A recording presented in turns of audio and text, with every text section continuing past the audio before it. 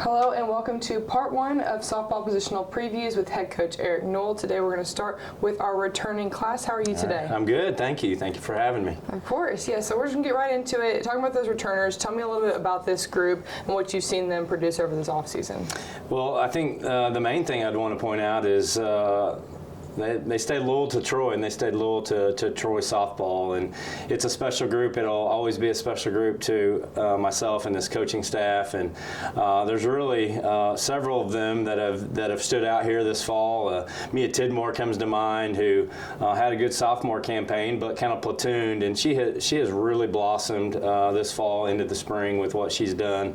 And Dalen Moats, who is likely our projected starting shortstop, was a little injury plagued last year and is back and is healthy, and we look forward to big things from her. But and you know, I could probably just keep going and going and going, but you can't leave out Maya Holt, who was our number 2 pitcher last year and just continues to be a steady arm for us, a steady bat for us, and a steady presence in the Troy softball roster. Yeah, it says a lot to have that many returners, 8 returners on the team, and successful returners as well. Talking a little bit more about Dalen, I know she had an injury during this off season between fall ball season and now. Tell me about how that's been going with her recovering, and then you said she'll be your starting shortstop. So. Yeah, I mean, luckily we got some of the best doctors in not only in the state but in the world.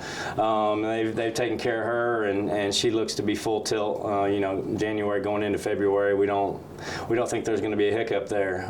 So excited to see her and what she's done, how she's progressing, and look forward to seeing her on opening day. Yeah, tell me a little more about these returners and their personalities on the team and what they bring as far as working on the field together. Well, I'd say these returners love Troy, and that's certainly something that we appreciate as a coaching staff. And you know, I mentioned Dalen and Mia and Maya, but how do you leave off McKaylee Boswell? One of the strongest players on our team, can play anywhere on the field, one of the best bats in our conference. But just that group in general, they lead in a very strong way. They set the tone for our transfers and our new players, and we certainly can't be more excited about the returning class that we have. Yeah, and talk about McKaylee Boswell. She was powerful last season. What do you expect to see from her? What can we expect to see from her this season? Yeah, more of the same. Hopefully, you know, you don't ever want to jinx it, knock on wood, but Bozzy is a special player, real good player, has been recognized, did not get recognized by the Sun Belt coaches, but has been recognized by several third-party organizations as one of our top players, and just a good player, great kid, great teammate that we expect high things from. She's got power, she's got speed, she can defend well, so looking forward to a big year from Bozzy. Yeah, and she's powerful, she's fast. Tell me about how that's going to change the way people pitch against you guys for this season. Well, last year strategically, you know, we batted her leadoff some, we batted her 2-hole some. We've really complemented her very well.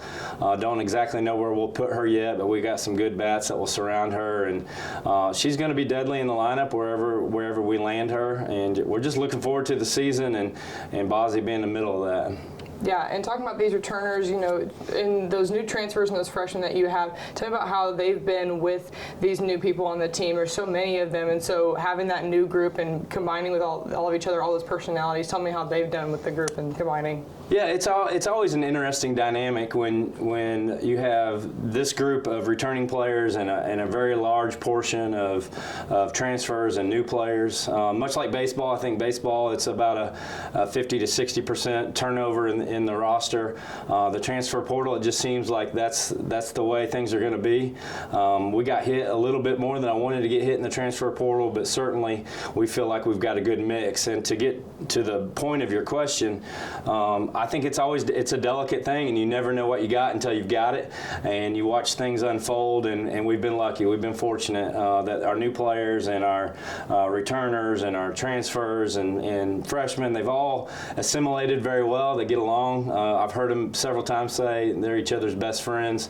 That happened very quickly, and I don't think it happened by accident. I give a lot of credit to the returners who I'm sure were very intentional about the relationship piece side of things. Yeah, and after watching that fall ball season, I can tell this group is a very fast group. There's a lot of speed on the team. What are we going to see there as far as bases stolen, things like that this year? Yeah, no promises on breaking records because the video review kind of calms us down a little bit on the bases. But it is the fastest team I've ever coached. I've been a part of several teams that have been fast over the years, and we've got 5 or 6 that can really put it up and put it down, so to speak. And so we are going to be very active on the bases, probably see a lot of steals, a lot of hit and runs and whatnot, and so excited about the season for sure. Perfect. Thank you so much, Coach. All right, thank you. Thank you. It's part 1 of Positional Previews Returners.